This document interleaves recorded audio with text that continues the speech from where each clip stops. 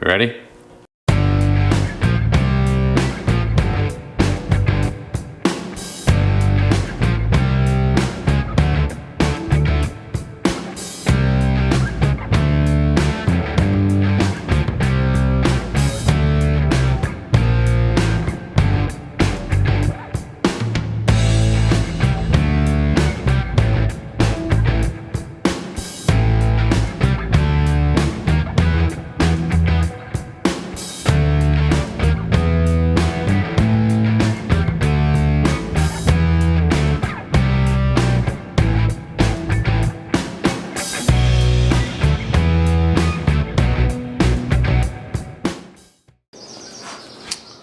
Welcome back to Fabrication 101, folks. It's great to have you guys back in the shop with me today. We are back working on the Bronco. We're going to fix the steering box properly this time. If you remember last video, I just did a quickie repair to get it fixed enough to go back to the Arizona Classic Bronco Stampede, and this is the repair I did here. And it worked well enough to do what I wanted it to do. Obviously, it's not going to be a permanent fix. And looking at this a little further, I think, in all honesty, it failed because of a poor design, and really not really a design. It's more just a lack of welding. As I was repairing this, I realized there was no welding. There was no welding on the back side of this, on the bottom. The whole top was welded, but if you notice, there's 2 bolts across the bottom, which put a lot of leverage down here. So that's probably why it eventually failed the way it did. I am going to go ahead and beef it up. We'll make it a little bit thicker material. I can't go too thick because the clearance between my steering shaft and my shock tower is pretty tight. And I don't think I can get away with a lot more thickness out this way away from the frame. So I am going to try to double up the material, although I don't think it needs it, but I might as well overbuild it at this point. Just to hope and prevent future failures. But I will be replacing these big gussets on the top and then probably duplicating them or doing something similar on the bottom to give quite a bit more strength. I'm even considering changing the design here, coming out straight, and then having a big gusset across the front part here as well, which will add quite a bit more strength. And I can do one on the back to give much more strength there as well. The hardest part is going to be the next part, which is going to be removing all this stuff to get it all off of there and get it cleaned up enough to weld. Before I do that, though, I want to take some measurements, specifically the heights of the bolt holes and everything, to try to make sure I get my steering box back in place as close as possible. So we'll do that, and then we'll get to ripping that sucker off of there.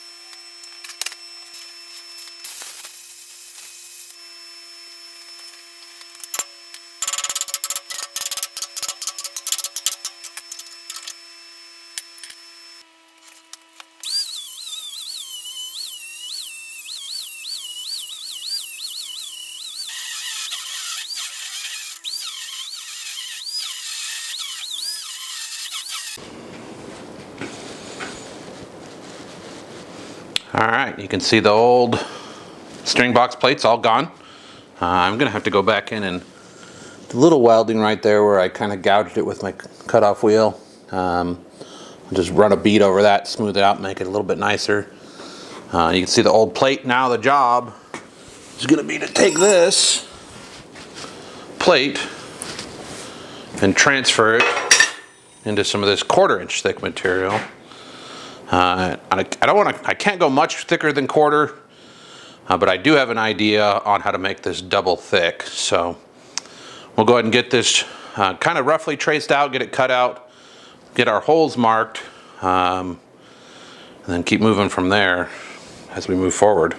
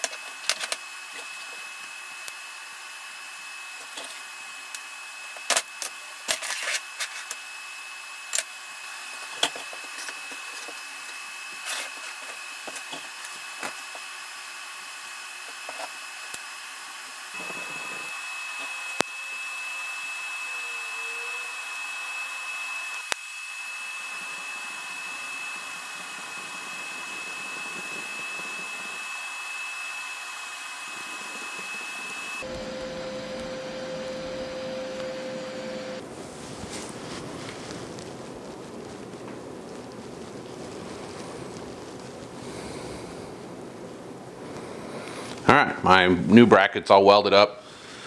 Kind of see what I did to try to get some added thickness without pushing my steering box out from the frame anymore. Really, this is going to add a lot of strength to where the bolt holes were, but it's going to allow me to get a lot more weld up in here a little easier. With the old one, it was really difficult to get all the way into that root of that corner with the way the tube was and everything. So the tube sits in here, should allow me to get a lot more weld bead in here. And then once that's done, then I'll build some little bit more substantial gusseting to hopefully keep this thing from ripping off the frame again. So the next step is going to be to get this tacked onto the frame under there again, so that it's ready to be gusseted and everything, and then we'll call it done.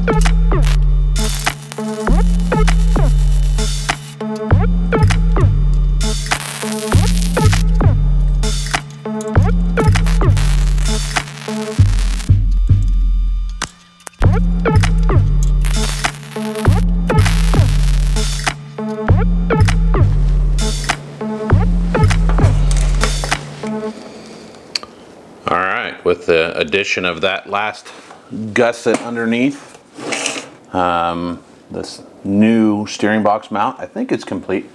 Should be quite a bit stronger.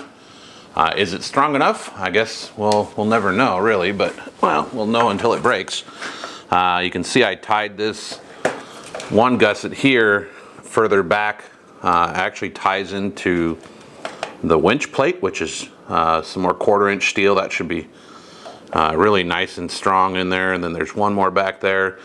Unfortunately, I tried to weld the backs of these as much as I could, but with everything in here, it's really pretty tough to get even a remotely decent weld, let alone a complete weld in there. But they are sort of welded from the back side. Hopefully the better quality welds from the front are enough to hold this thing together for a while.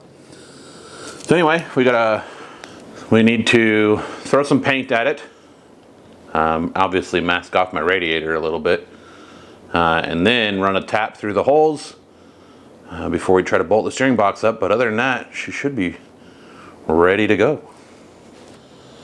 The side of my radiator, and very easily could have put a hole in that tank, which would have made this a much more elaborate repair. Fortunately, it didn't look like it, just scratched it up a little bit. It doesn't look like it really did any damage, no dent, but still pretty lucky. All right, steering box mount is all fixed up. Flip this around. We'll figure something out. Unfortunately, the steering box was the easy fix on this thing right now, because if you didn't see it or couldn't notice during the video, the transmission, whoa, the camera just fell face first. My transmission leak has not stopped, amazingly enough. It just didn't quit by itself. And I'm actually surprised there's any transmission fluid left in this thing. So definitely gonna have to figure something out with that. I have an idea, a plan. I kind of want to swap it out for a different transmission. I'm thinking of an AOD. Shouldn't affect any of the low range stuff because this C6 actually has the first gear planetary set out of an AOD transmission. So I don't actually think there's anything wrong with this transmission. It's just, I think it's leaking out of the input shaft seal where the torque converter goes in, which unfortunately means it needs to come out to get fixed. But I'd like to have a little bit lower RPM at like highway speeds, because I can go about 60 in this thing, but it's cranking right around that 2500, 2700 RPM range, which is kind of pushing it for this little 4-cylinder.